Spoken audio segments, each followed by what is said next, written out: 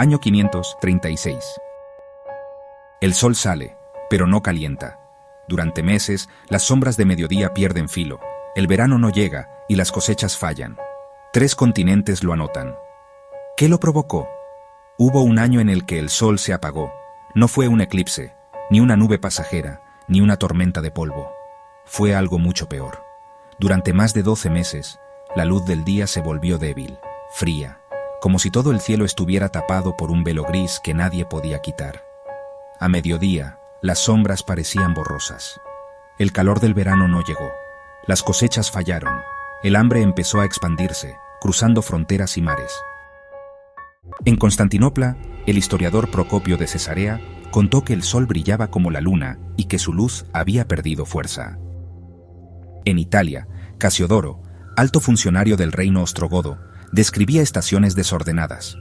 Inviernos sin tormentas, primaveras no lograban suavizar el frío y veranos que no daban el calor suficiente para que el trigo madurara. En Irlanda, los monjes de los Anales de Ulster resumían la crisis en 3 palabras: falta de pan. Nadie entonces podía saberlo, pero siglos después, la ciencia explicaría aquel cielo velado con pruebas sólidas. Los testimonios se multiplican en latitudes distintas. En Oriente Medio, antiguos textos siríacos recuerdan una luz debilitada que duró más de un año y una niebla seca que tampoco se iba. En China, crónicas de nevadas fuera de temporada y heladas que dañaban cultivos. El patrón se repite: veranos débiles, cielos blanquecinos y cosechas reducidas en buena parte del hemisferio norte. En los árboles, el verano se mide. Cada año, la madera temprana y la tardía dibujan un anillo que registra la duración y el vigor de la estación cálida. Cuando faltan calor y luz, el anillo se hace más estrecho. Eso es lo que se observa en el 536 y otra vez, entre 540 y 542, en series de Europa y Asia. En algunos registros también aparecen marcas de heladas fuera de época, señal de que el frío golpeó durante momentos críticos del crecimiento. El hielo polar funciona como biblioteca del cielo. Año tras año, la nieve atrapa partículas y gases que quedan sellados en capas. Al perforar Groenlandia y la Antártida, aparecen picos de sulfato en 536, 539, 540 y 547. Esas crestas químicas delatan aerosoles formados a partir de dióxido de azufre volcánico que llegaron a la estratosfera. Allí, el aire estable mantiene esas microgotas durante meses o años, dispersando y reflejando parte de la radiación solar. Menos luz efectiva significa menos calor en la superficie, veranos recortados, temporadas de crecimiento más cortas, cosechas más frágiles. La cronología combinada queda clara. A comienzos de 536, varias regiones describen la claridad amortiguada. Los anillos marcan un verano corto. El hielo ártico registra también el primer pulso de sulfato. En 539 y 540 llega un segundo impulso, ahora con señal global visible en ambos polos. En 547, un tercer episodio añade presión a un sistema agrícola que aún no se rehacía por completo. No fue un mal día, fue una década con golpes seguidos. El mecanismo físico es simple. Una erupción muy explosiva lanza dióxido de azufre por encima de la tropopausa, a más de 17 o 20 kilómetros. En esa altura se forman microgotas de sulfato, que actúan como un velo. Reflejan y dispersan parte de la luz solar hacia el espacio. Las estimaciones basadas en datos y modelos apuntan a veranos entre 1 y 3 grados más fríos en zonas amplias del hemisferio norte. Sobre el origen geográfico, hay mucha cautela científica. El primer evento, en 536, apunta a alta latitud en el Atlántico Norte, posible Islandia, por la presencia de microfragmentos de ceniza en hielos de esa región. El segundo, en 539 y 540, fue tropical. Su firma aparece en ambos hemisferios, señal de una inyección estratosférica que rodeó el planeta. La erupción Tierra Blanca joven de Ilopango en El Salvador, fechada en torno a 539 y 540, es una candidata destacada para ese segundo pulso. Bajo ese cielo, la vida diaria se volvió cálculo y renuncia. Un campesino ajustaba el calendario de siembra a ojo, con experiencia heredada. De pronto, ese reloj dejó de servir. Sembrar tarde podía esquivar heladas, pero recortar el rendimiento por un verano corto. Sembrar pronto adelantaba el ciclo, pero exponía a daños primaverales. Las lluvias, el frío y los hongos apretaban la cosecha por varios frentes. Las familias reducían raciones, mezclaban harinas más pobres, recogían alimentos silvestres, posponían bodas, vendían tierras, empeñaban herramientas, todo para comprar tiempo hasta el siguiente verano. En las ciudades el problema fue logística. Cuando muchas regiones fallan a la vez, no hay excedentes que el comercio pueda mover para tapar huecos. Las autoridades aplican racionamientos, controles de exportación, ajustes fiscales y también subsidios. Las cartas de Casiodoro, reunidas en las Variae, muestran ese esfuerzo de administración en una Italia donde rutas y política tampoco ayudaban demasiado por entonces. El costo humano no se repartió de manera uniforme. Hubo regiones que afrontaron la década con tensiones y ajustes, otras con penuria abierta.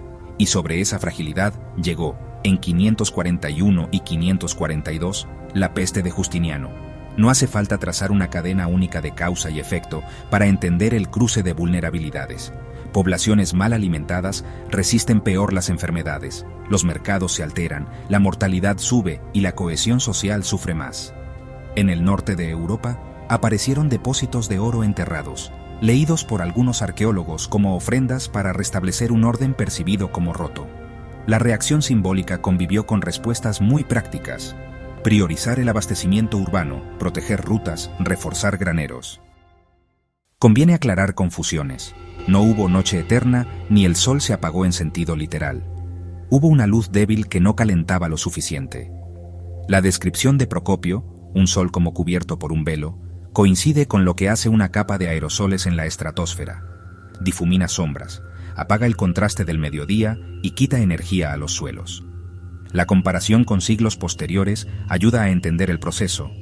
En 1815, Tambora cargó la estratosfera con sulfatos y 1816 fue el año sin verano en partes de Europa y Norteamérica. En 1783 mostró lo que puede hacer una erupción de alta latitud con nieblas sulfurosas y mortalidad de ganado en Europa. Y la gran erupción tropical de 1257, atribuida a Samalas, confirmó que los aerosoles en altura pueden enfriar más de un verano. La secuencia del siglo VI queda clara. Primer pulso en 536, cielo velado, veranos fríos y anillos estrechos en Europa y Asia, sulfatos en el Ártico. En el siglo VI, los tres pulsos, 536, 539, 540 y 547, actuaron como un martillo que golpea antes de que el metal vuelva a su sitio. La década transcurrió bajo la lógica del un poco menos de luz útil, un poco menos de calor, un poco menos de grano en el granero. La recuperación no tuvo fecha de inicio. Llegó como llegan las cosas que no hacen ruido. Un verano con más días útiles, una vendimia aceptable, un invierno menos severo y ganado que sobrevive con forrajes muy ajustados. En hielos alpinos, el registro de plomo, marcador de minería y acuñación, muestra un repunte claro hacia 640-670, señal de reactivación de minería de plata y cambios monetarios. La lectura científica del episodio se apoya en métodos robustos. La dendrocronología no solo mide anillos, los alinea con fechado cruzado, de modo que secuencias de árboles vivos se encajan con madera arqueológica o subfósil para construir cronologías continuas. También se evaluaron hipótesis alternativas. Se propusieron impactos de cometas o cambios solares extraordinarios. La evidencia disponible no las sostiene para explicar la secuencia y la distribución observada. Ese cuadro general admite matices regionales que ayudan a ver por qué la experiencia no fue idéntica para todos. En costas con puertos activos, el mar dio una vía de ajuste, importar grano o redistribuir excedentes desde áreas menos afectadas. El tipo de cultivo también importó. Las variedades de trigo con ciclos más cortos o tolerantes al frío resistieron mejor que las de maduración tardía. La cebada, más rústica, pudo rendir en sitios donde el trigo falló. A nivel doméstico, guardar bien era la póliza de seguro. Graneros bien construidos, secos y ventilados, podían conservar el grano un par de años. Los precarios se perdían por roedores, humedad u hongos. Los precios siguieron la regla de los mercados estrechos. Subieron rápido donde faltó el grano y bajaron lento cuando llegó un alivio. El comercio a larga distancia tampoco fue inmune. Caravanas y rutas marítimas dependían del clima y de la seguridad. Con guerras en ciertos frentes y mares agitados, Transportar grano se encareció o se volvió arriesgado. En el terreno cultural, el cielo velado dejó una marca en relatos, himnos y prácticas rituales. La sensación de orden alterado, estaciones que no obedecen, impulsó ceremonias de reparación simbólica. Además de sulfatos, los científicos buscan fragmentos microscópicos de vidrio volcánico, microtefras, en esas mismas capas de hielo. Su química se compara con catálogos de erupciones conocidas. La precisión del método está en cruzar relojes, el de la madera, el del hielo y el de las plumas de ceniza. Comparaciones con otros eventos ayudan a medir magnitudes. La gran erupción tropical de 1257, atribuida a Samalas, en Indonesia, dejó un rastro global de sulfatos y un enfriamiento notable. El sistema climático necesitaba tiempo para limpiar la estratosfera y devolver al suelo la energía habitual. No lo tuvo. Por eso, la década resultó larga en frío y corta en veranos. Las consecuencias políticas fueron locales y variadas. Algunos gobiernos mantuvieron la cohesión con medidas de abastecimiento y obras útiles. Otros perdieron control en regiones periféricas. La presión fiscal cambió. Cobrar en especie se volvió difícil si no había grano. Cobrar en metálico exigía mercados vivos. En la salud pública, la llegada de la peste de Justiniano, tras los primeros años fríos, complicó todo.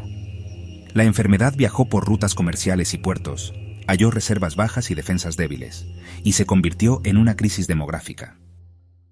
El cierre de esta historia no tiene fuegos artificiales. Cuando el velo se disipó, no hubo un día en que todos miraran al cielo y aplaudieran. La normalidad volvió como vuelven las estaciones, con altibajos, con veranos mejores y peores, con cosechas que daban para guardar un poco más.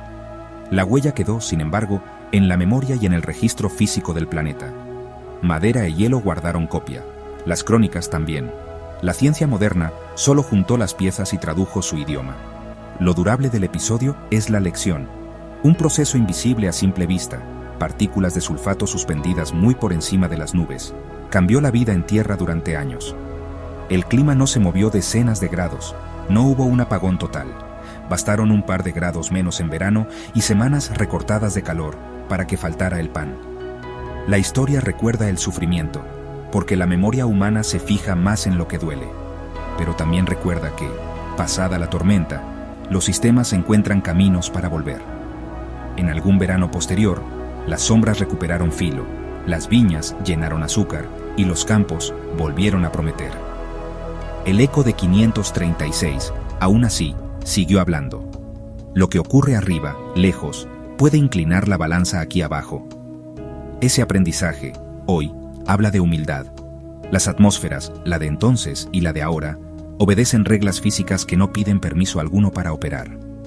El 536 quedó como un aviso. Basta con que el cielo se vuelva un poco menos generoso para que todo aquí abajo se tambalee. La década enseñó, con claridad suficiente, que los equilibrios que sostienen la vida son delicados y que el mundo, a veces, se decide en lo alto.